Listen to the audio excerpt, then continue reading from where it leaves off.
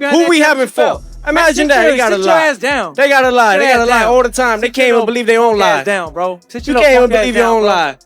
I want to be the best. So when I see certain guys out there, and I seen Tio his last fight, I was there front row, and I'm like, damn, this dude is like, he like a baby Roy. Like he like doing things with his hands down, flash.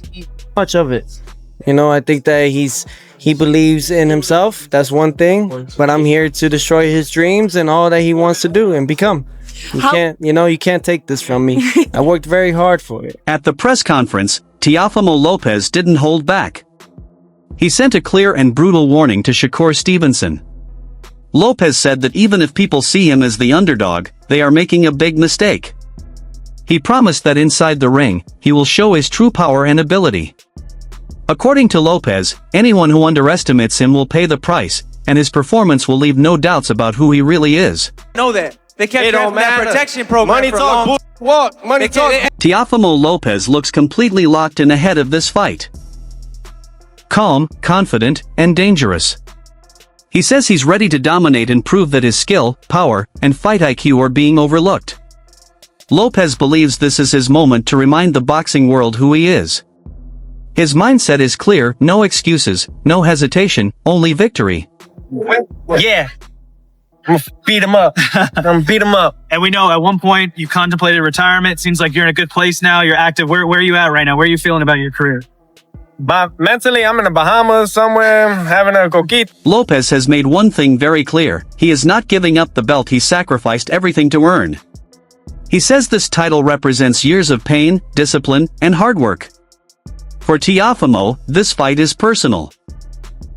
He believes no one can take away something he built with blood and dedication.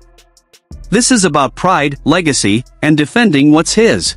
Of being in the ring, yes. Shakur Stevenson. Obviously, you guys are both in Las Vegas. I'm hearing that you did link up today. A face-off happened between the two of you? Face-off happened.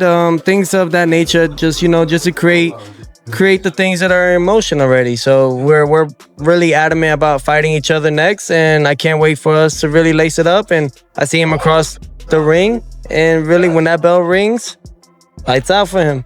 What's it like seeing him now kind of face to face? When you look at him, what do you see? Because obviously you're not locked in just yet, and the closer it gets to a fight, obviously things turn a little bit. But when you do look at Shakur, what do you think of him? I think I don't think too much of it.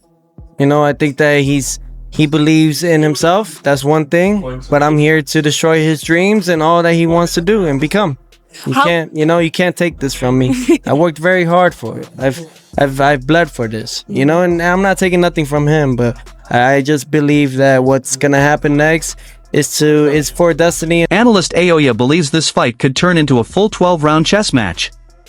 He explains that Shakur Stevenson may start slow, fighting from the outside and studying Lopez in the early rounds. If Lopez can win the first 6 rounds convincingly, it could force Shakur to change his approach later. Lopez is known as a fast starter, but the big question is whether he can keep that energy for all 12 rounds.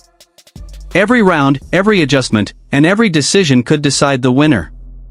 Think that Shakur is going to come out and try to fight or take the fight to Tio in the first 6 rounds at all. So if he's fighting off the back foot, if Tio can make it so that he's convincingly, or he's convinced at least Shakur that he may have won 4 of the first 6 rounds, if it's 4-2 in Shakur's mind going into the second half of the fight, or if I'm looking at him stealing those first 6 rounds, then it's an interesting fight going into the tail end, because Tio, to me, is a front runner, right? I want to see if he can carry his energy and his explosiveness late in the fight and not wear down. And then when Shakur starts to open up, can you steal some of those championship rounds from him and make it like a close fight? I think if Tio comes out and does what he usually does, which is try to swarm Shakur early and keep Shakur on the defensive early, then he can try to steal a lot of those early rounds. And if he does that, then Shakur has to fight in the tail end of that fight. And that'll make it real interesting. If I'm looking at the first 3 rounds, first 4 rounds, and Tio looks like he's losing those rounds convincingly, then it's an easy night for Shakur, unanimous decision in my opinion. You know what I mean? Because I don't think Tio's going to bring anything late in the game, to this fight. I think if he is who he's always been, he's going to get gassed after like the 7th round and then take some rounds off. And when he does that, Shakur will open up and start to try to pick him apart, pot shot him and do things like that. But this is the perfect fight narrative wise for Shakur, because I've been waiting for Shakur to get into that fight where, he doesn't have the fight where he doesn't have his Diego Corrales fight. You know what I mean? Where you think he's actually in danger. Shakur has been he's been outclassing everybody he's in the ring with. You know what I mean? Then the guys that you think could give him some work, like De Los Santos, I know people hate when I bring that fight up, but I want to see it. Shakur Stevenson says his motivation comes from always wanting the toughest challenges. Watching Teofimo Lopez fight reminded him of a young Roy Jones Jr., flashy, confident, and explosive. That's exactly why Shakur wanted this matchup. He believes this fight will test every part of his game. After tough experiences in past fights, Shakur feels more prepared than ever.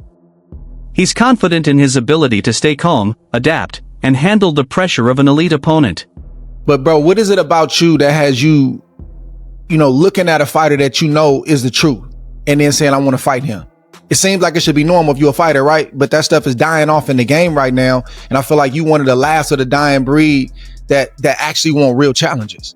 Yeah, I'm competitive, bro. So it's like, I want to be the best. So when I see certain guys out there, and I seen Tio his last fight, I was there front row, and I'm like, damn, this dude is like, he like a baby Roy, like he like doing things hands down, flash. And I thought it was cool, so it kind of made me want to get in a ring with him and see if he could do them things against my style. Your last fight was against William Zepeda in July, and you fought a totally different way. It wasn't the easiest way or the best way to fight, but I think it was good for you and your development because it not only sent a message to the rest of the division, one up, your division at that time, and then the one above you, but it sent a message to the fans. But I think it also did something for you to prove to yourself that, man, listen, that wasn't like my best performance, but I showed you I can get it out the mud. What did that performance kind of do for you now that you look back at it?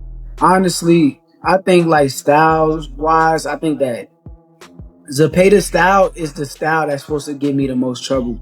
Like guys that box and give me time to think is the guys that's gonna have a fit with me all night. But the guys who press me and put me against some ropes and throw a million punches, that's the style that's supposed to give me trouble. So I went out there and I prevailed against that style, and now I'm fighting against a boxer, which for me it just makes it more fun. I don't have to deal with a guy that's trying to like wear me. Chris Algieri calls this fight huge for boxing.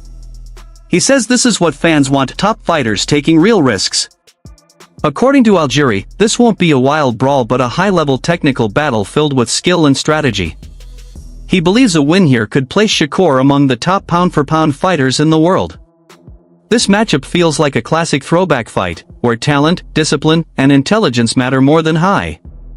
Health of boxing on this side of the world. Listen, there's nothing like the Garden.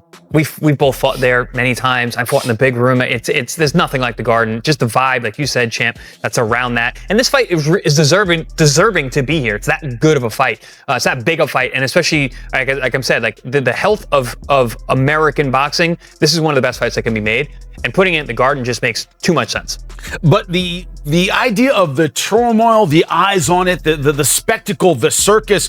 Chris, you talked about the idea that Teofimo Lopez kind of lives in this. That's where he flourishes. That's what he loves. This idea that because there's so many eyeballs on it, it's going to be kind of a circus. Does that favor Teofimo a little bit when you look at the strategy? Yes, no? I'm going to say well, I can't say for certain because there's no certain with Teofimo Lopez. He's one of the most up, down, left, right guys I've ever been around. Mercurial, we could say. Yes. But when he is on, he's damn near unbeatable. I mean, he's such a good athlete. He has such a good boxing IQ. He's so physical and explosive. And again, I've said this on past shows. I've called him many times for Top Rank, been around fight weeks. And it just seems to me, the more out of sorts he seems, the more back against the wall it looks like, the more that he's an underdog, the better he performs. And this could be that kind of situation. New York is a tough place, man. They're already gibbering, going back and forth, saying like, he reps Brooklyn, but there's kind of questions about his Brooklyn roots. Can he really rep Brooklyn in the way that he says he can? So there's already getting that heat for that.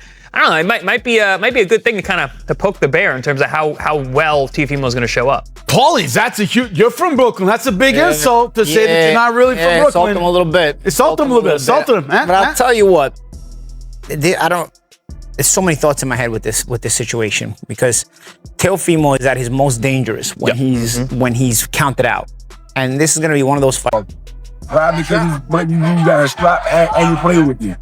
Yeah, nah, for sure. I mean, look, like you said, the first thing you said was bluffing McMuffin, right? So you don't think that he's gonna do that.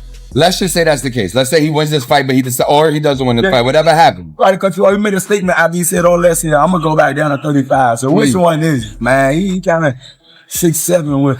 No, there you go. Come on, which one is it? So let's talk about 140 then, because obviously there's other champions there. One who you've been going back and forth with recently online. One that you have history with. And you got other guys, Subriel there, somebody else you had history, Richardson Hitchens. What's the route for you going forward after your next fight? After my next fight, unify. I've always let it be known. I want to be undisputed in my division. I want to unify. Anybody who got a title at the time, that's what I need to see next after my next up-and-coming fight. Gary, go ahead. Just talk about, obviously your division is hot right now. This fight, your fight coming up. You know, maybe one of the biggest ones in Teofimo versus Shakur. Just looking at that fight stylistically, how does it play out in the ring? It's 50-50. You know, in order for you to participate in this sport, you got to have a high level of confidence. I feel like both of them has a high level of confidence. Teofimo Lopez and Shakur Stevenson, but styles make fights. Naturally, I think Teofimo Lopez is stronger than Shakur. Naturally, I think he has more athleticism than Shakur, and he got a good IQ on the sport itself. But Shakur, I feel like he's a more smarter fighter. He's a more technical fighter. You know, I'm not saying that he's a square or he's just a textbook fighter, but he's seasoned, he's poised. I feel like mentally he's more mature. Like, he don't go outside of the boundaries on taking risks. So a lot of times you'll see